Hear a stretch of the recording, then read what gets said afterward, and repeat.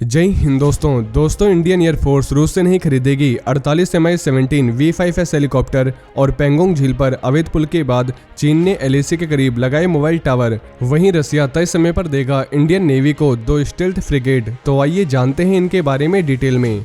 दोस्तों, defence equipment के क्षेत्र में भारत रूस का एक बड़ा खरीदार है। भारत अपनी सेना को मजबूत बनाने के लिए रूस से ही ज्यादातर हथियारों की खरीदारी करता है, लेकिन अब भारत और रूस के बीच हुआ एक करार खत्म होने जा रहा है। भारत ने रूस से 48 Mi-17 V5S हेलीकॉप्टर को खरीदने का प्लान स्थगित कर दिया है। रिपोर्ट्स के मुताबिक भारत ने रूस से करीब 10 पहले 80 Mi-17 V5S हेलीकॉप्टर खरीद के लिए एक समझौते पर सिग्नेचर किए थे। अब इनमें से 48 Mi-17V हेलीकॉप्टर को सेना और दूसरे एविएशन एजेंसियों में शामिल करने का प्लान बनाया गया था, जो अब इस हेलीकॉप्टर को नहीं लेना चाहते हैं। रिपोर्ट्स के मुताबिक अब इस डील को खत्म करने का प्लान बनाया जा रहा है। एजेंसियां और सेना अब मेक इन इंडिया के तहत बनने वाले हेलीकॉप्टर के समर्थन में हैं। और इस डील को खत्म करने का निर्णय रूस यूक्रेन वॉर के शुरू होने से बहुत पहले लिया गया था और इसका एकमात्र उद्देश्य मेक इन इंडिया को बढ़ावा देना है। बता दें कि भारत Mi-17 V5 और Mi-17 हेलीकॉप्टर के बेड़े में सबसे बड़े ऑपरेटरों में से एक है। इतना ही नहीं, देश राष्ट्रपति और प्रधानमंत्री जैसे VVIP के लिए भी इनका इस्तेमाल करता है। Indian air force make in India defence programme के तहत बड़े पैमाने पर स्वदेशी प्रोग्राम्स का समर्थन कर रही है। वहीं दूसरी तरफ ALS ध्रुव और लाइट कॉम्बैट हल्के हेलीकॉप्टर सहित स्वदेशी मिसाइलों, फाइटर जेट्स और हेलीकॉप्टरों को प्राप्त करने की दिशा में पॉजिटिव रूप से काम कर रही है। वहीं चीन ने पेंगोंग झील पर एक अवैध पुल को अंतिम रूप देने के बाद चीन ने एक नई हरकत की है। चुशल के सीमावर्ती क्षेत्र में चीन के कब्जे वाले क्षेत्र में 3 नए मोबाइल टावर लगाए जाने की तस्वीरें सामने आई हैं।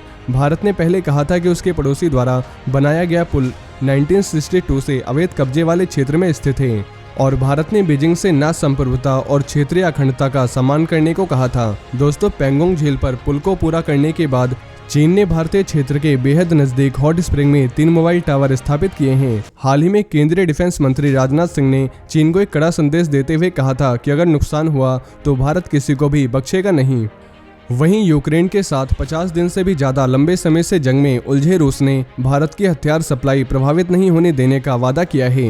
हालांकि मिसाइल डिफेंस सिस्टम S-400 की 2nd रेजिमेंट की डिलीवरी कुछ महीने के लिए टलने के आसार हैं, लेकिन इस बीच रूस ने इंडियन नेवी को 2 तलवार क्लास स्टील्थ फ्रिगेट की सप्लाई फिक्स शेड्यूल के हिसाब से करने का वादा किया है। भारत और रूस के बीच 2016 में 4 स्टील्थ फ्रिगेट की खरीद का इंटर गवर्नमेंटल एग्रीमेंट IGA हुआ था। $1 अरब के इस एग्रीमेंट के हिसाब से 2 स्टील्थ फ्रिगेट रूस में बनाए जाने थे, जबकि बाकी 2 का कंस्ट्रक्शन टेक्नोलॉजी ट्रांसफर के तहत गोवा शिपयार्ड लिमिटेड GSL द्वारा किया जाना है। और रिपोर्ट के मुताबिक चारों फ्रिगेट का कंस्ट्रक्शन चालू हो चुका है। दरअसल रूस में बनने वाले दोनों फ्रिगेट पहले 2022 के अंत तक भारत को मिल जाने थे, लेकिन पिछले साल महामारी के कारण इनके कंस्ट्रक्शन में देरी हुई। इसके चलते पहला फ्रिगेट करीब 8 महीने की देरी के साथ 2023 तक इंडियन नेवी को सौंपा जाना तय हुआ था।